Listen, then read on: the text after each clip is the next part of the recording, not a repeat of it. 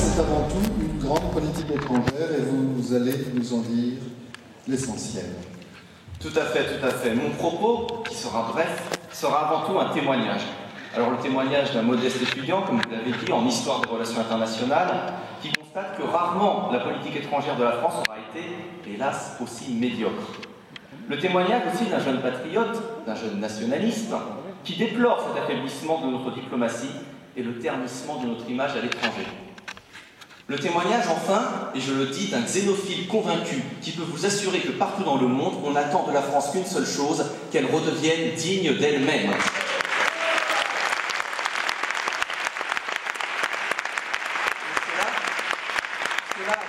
Chers camarades, cela ne sera possible que si notre patrie se libère de ces institutions supranationales et sans âme qui ont affaibli, déformé et dévoyé sa grande diplomatie. En cette année 2011, où le monde a tellement bougé, 3 exemples parmi d'autres ont démontré combien l'intégration totale de notre pays dans tant de structures supranationales était néfaste à sa politique extérieure. Un exemple afghan pour commencer. En juin dernier, Nicolas Sarkozy, martial, nous annonçait qu'il était hors de question de se retirer d'Afghanistan, que l'on resterait le temps qu'il faudrait. Pas de chance, quelques semaines plus tard, Barack Obama annonçait un retrait pour 2014. Et voilà Nicolas Sarkozy, la bouche en cœur, qui vient nous dire que finalement, on va se retirer, nous aussi, d'Afghanistan. La France s'était ridiculisée en apparaissant comme un valet de l'OTAN et donc des États-Unis. Un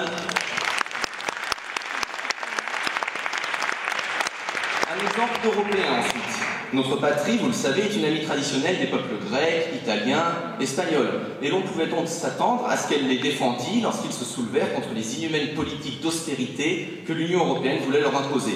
Que nenni! La France a été en première ligne pour imposer cette cruelle austérité à ses peuples, apparaissant comme l'exécuteur des basses œuvres de Bruxelles.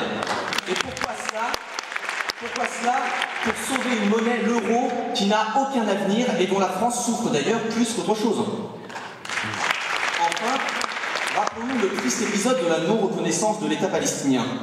Le gouvernement avait pourtant envisagé de reconnaître à l'ONU la Palestine, c'eût été conforme à la politique traditionnellement pro-arabe de notre pays.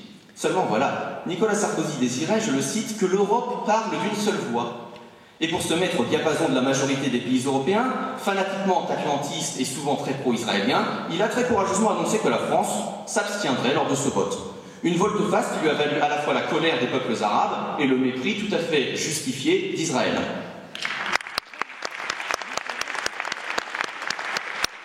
On pourrait multiplier des exemples de cas où la France s'est ridiculisée, s'est reniée, s'est déshonorée via son gouvernement, pour ne pas affaiblir des organismes supranationaux qui voudraient lui dicter cette diplomatie.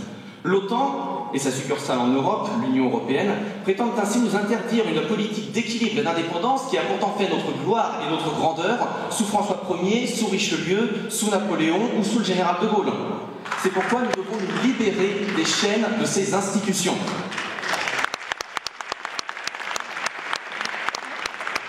Mais alors, nous dit-on, ce serait la guerre. Nous serions, paraît-il, isolés, coupés du monde, nous ne pèserions plus rien. Ah oui, vraiment? Regardons un peu autour de nous alors. Le Brésil, la Tunisie, la Russie, l'Inde, l'Afrique du Sud, la Chine déterminent leur politique étrangère de manière souveraine et totalement indépendante. Et leur diplomatie n'est-elle pas inventive, ouverte, et souvent finalement bien plus pacifique que celle des membres de l'Union européenne et surtout de l'OTAN?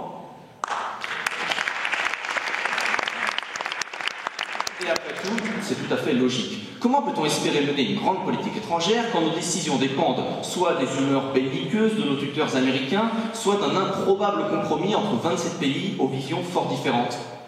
Si nous ne sommes pas maîtres de nos options de défense, de notre armée, de nos échanges économiques, nous n'avons aucun des leviers nécessaires à une diplomatie efficace.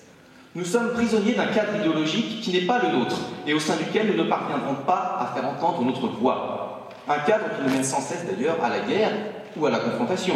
Italiens, Turcs, Russes, Québécois, Serbes, combien de peuples amis historiques avons-nous sacrifiés au nom de la solidarité avec Bruxelles et Washington?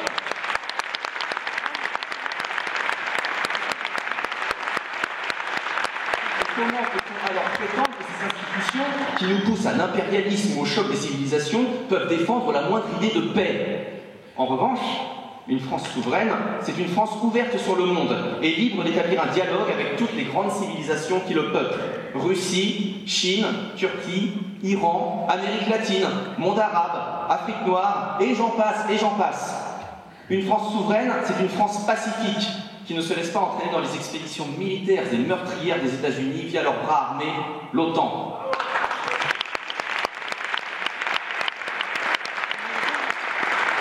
Une France souveraine, c'est une France qui, n'ayant plus honte de sa propre langue, peut faire de la francophonie un superbe outil de rapprochement avec bien des nations.